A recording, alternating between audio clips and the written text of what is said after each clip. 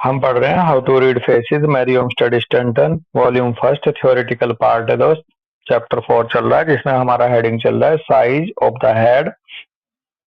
Page number 106 पे है और आज डेट हो गई है 28 अक्टूबर 2025। डॉक्टर अमित पाल भाई जी। तो इसमें सेकंड पैराग्राफ से चल रही है 106 पे। स्टैंटन कह रही है let us now investigate some characters whose great intellects have been exhibited by small heads and see if the traits disclosed will not bear fair comparison with the largest brained man on record।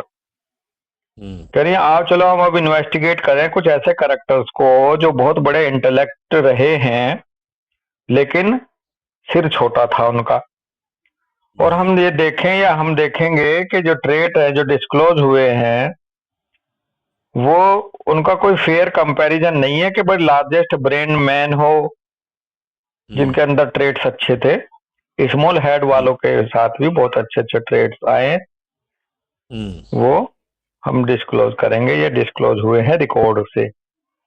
All naturalists whose observations lead them to study animal organisms comprehend well the fact that quality not size is the prime indicator of mental ability। जितने भी naturalist रहे हैं जिन्होंने भी observation करा है वो आगे बढ़े हैं इस स्टडी में एनिमल ऑर्गेनिज्म को करते हुए, तो उन्हें एक ही तथ्य समझा उन्होंने कि भाई क्वालिटी मायने रखती है, साइज मायने नहीं रखता। मेंटल एबिलिटी के लिए जो प्राइम इंडिकेटर है वो क्वालिटी ऑफ ब्रेन है, ना कि साइज ऑफ ब्रेन।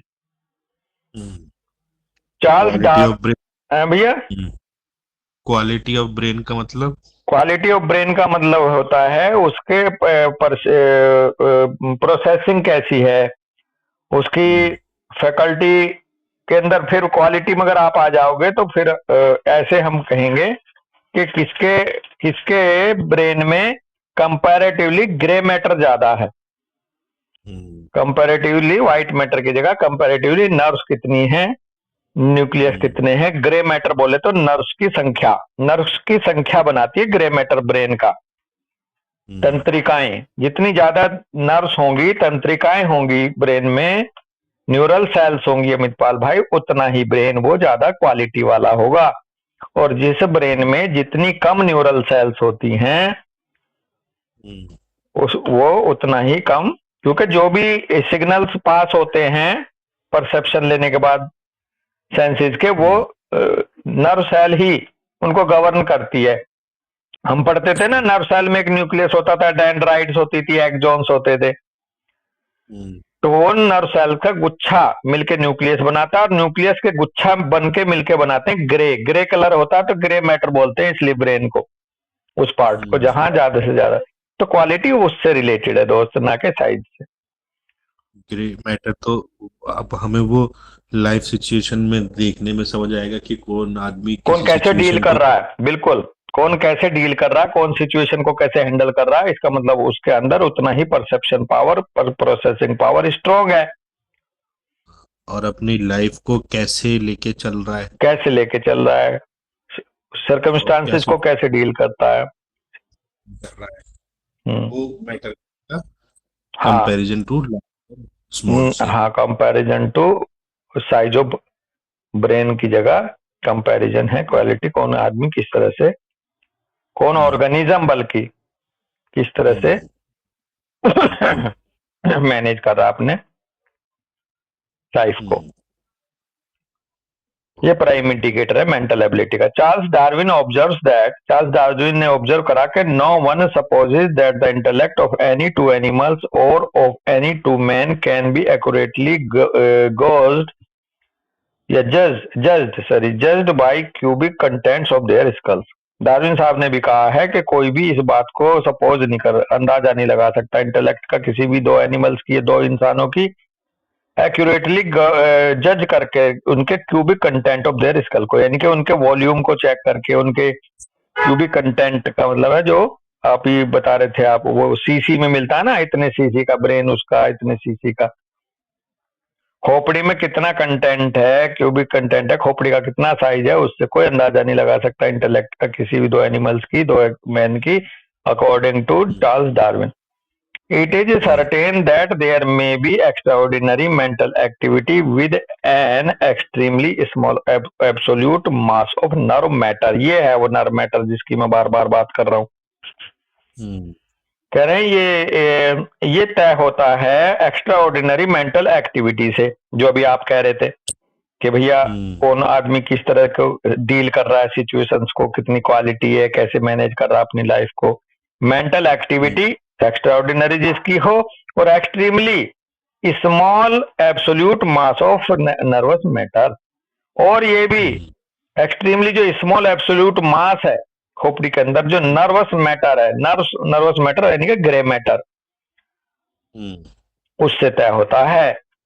डार्विन साहब ने भी यही बताया. कह रहे हैं दस the wonderfully diversified instincts, mental powers and affections of ants are generally known, yet their cerebral ganglia are not so large as the quarter of a small pin's head. क्या बात कह दी. कह रहे हैं देखो मजे की बात, कितनी अद्भुत तरीके से डाइवर्सिफाइड हो रहा है ये लक्षण मेंटल पावर का चींटियों में. अगर चींटियों में हम देखें, वो बड़े आराम से जाना जा सकता है चींटियों के माध्यम से कि उनके अंदर सेरिब्रल गैंग्लिया का जितना बड़ा होता है उसका एक चौथाई हिस्सा, वो जितना उनका सेरिब्रल गैंग्लिया है, वो जो पिन होती है ना, अल्पिन पिन के हेड का एक चौथाई हिस्सा होता है. बिल्कुल. उसके बावजूद भी चींटियों की कलाकारी, चींटियों की एक्टिविटी आप देख सकते हो. क्वालिटी ऑफ ब्रेन चींटियों का. Under this later point of view, the brain of an ant is one of the most marvelous atoms of matter in the world, perhaps more marvelous than the brain of a man. और अगर हम इस point के इस नजरिए से देखें, चींटी के से तुलना करके देखें कि चींटी के ब्रेन की क्वालिटी कैसी है, क्वालिटी देखें चींटी के ब्रेन के हिसाब से, तो भाई वो मोस्ट मार्वलस एटम्स हैं मैटर के दुनिया में. दुनिया का सबसे बेहतरीन, अगर साइज के क्वालिटी के हिसाब से और साइज के हिसाब से तुलना में करें, तो सबसे बेहतरीन चींटियों का है जो उनके अंदर वो फैकल्टी है ब्रेन की, मेंटल फैकल्टी. और मोर मार्वलस है ब्रेन ऑफ ह्यूमन से, मैन से, इंसान से तो कुछ ज्यादा ही है. तो चींटियों की जो सूंघने की पावर है, सेंस पावर है, इंसान से कई 200 गुना ज्यादा लगभग होती है. 40 गुना ज्यादा तो कुत्ते की होती है ओल्फैक्टरी. और भाई इसलिए चींटी कहीं भी रखा हो खाना, थोड़ी सी देर में वहीं पहुंच जाती है. वहां से दिखता है मेंटल पावर उनका. कह रहे हैं as size of brain merely is not a measure of power, neither can we consider form or shape an absolute indication of mental power or of racial classification in man. Size, जैसा कि अब हम मात्र size, brain के size के द्वारा mental power को major नहीं करते, और ना ही हम कंसिडर करेंगे फॉर्म को, शेप को एब्सोल्यूट इंडिकेशन के रूप में मेंटल पावर की, या रेशियल क्लासिफिकेशन ऑफ मैन में. करे those persons who have imbibed the notion that a very high and full forehead is evidence of superior mental power are often startled to find a very commonplace or inferior mentality accompanying such appearance.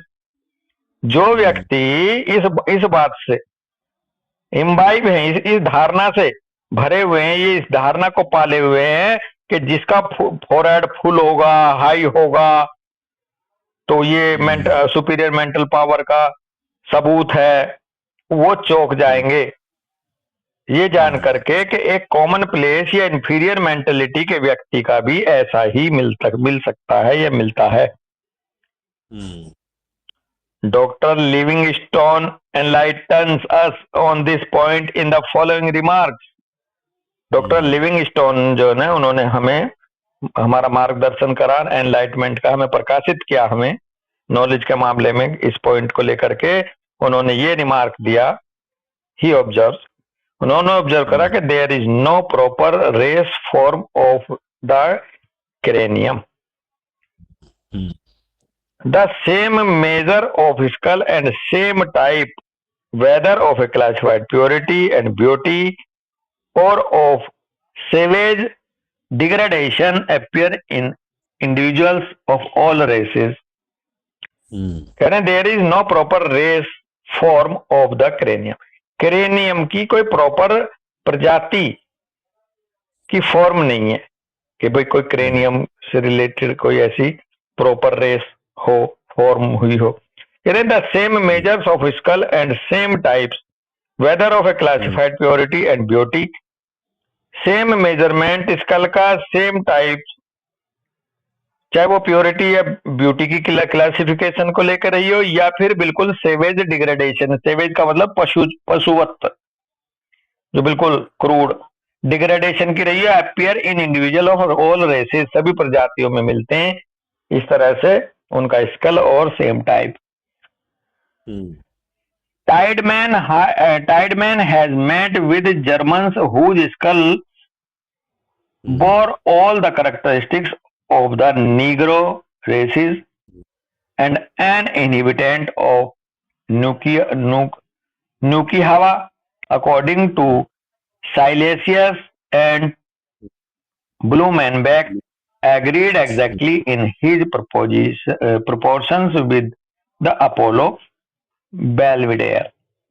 तो basically ये races human को लेकर के भी हैं, जैसे Negro अलग हैं, जर्मन्स अलग हैं। तो उन्होंने कहा कि टाइडमैन जो है उन्होंने ऐसे पाया कि जर्मन्स जिनके skull bore all the characteristic of Negro races, उन्होंने कुछ ऐसे जर्मन्स भी पाए जिनके अंदर नीग्रो में जो मिलती थी नीग्रो रेसेस में कैरेक्टरिस्टिक वो उनमें भी थी। कोई रेसिज्म भी नहीं है, कोई क्रेनियम के आधार पे कोई रेस नहीं बनी कि भाई ये जर्मन्स के ब्रेन है, ये इंडियन के ब्रेन है, ये अफ्रीकन के ब्रेन है, ऐसा कुछ नहीं है भैया। एंड एन एविडेंट ऑफ नुकीहावा according to Silesius and Blumenbach agreed exactly in proportion with the Apollo Belvedere। ऐसे ही दूसरे जो इनहिबिटेंट थे, रिहाइश थे, रहने वाले थे नुकीहावा के, सेलियासिस के अनुसार, ब्लूमेनबेक के अनुसार, वो भी एग्री हुए एग्जैक्टली अपने प्रोपोर्शंस को लेकर के विद अपोलो से उन्होंने नुकीहावा में रहने वालों का तुलना करी कि उनमें भी ऐसे मिलते थे। तो मतलब कोई रेसिज्म भी नहीं है, कह देते थे कि भाई ये तो फला खानदान का है, ये तो फला ब्राह्मण फैमिली में पैदा हुआ है, ये तो विद्वानों के घर में पैदा हुआ है, तो इसकी खोपड़ी तो ऐसी ही होगी विद्वान वाली। ये जरूरी नहीं है भैया, हमें तो ये भी तय नहीं होता इससे, इस कल को। ठीक है, तो यहीं रुकते हैं दोस्त। राम राम भाई।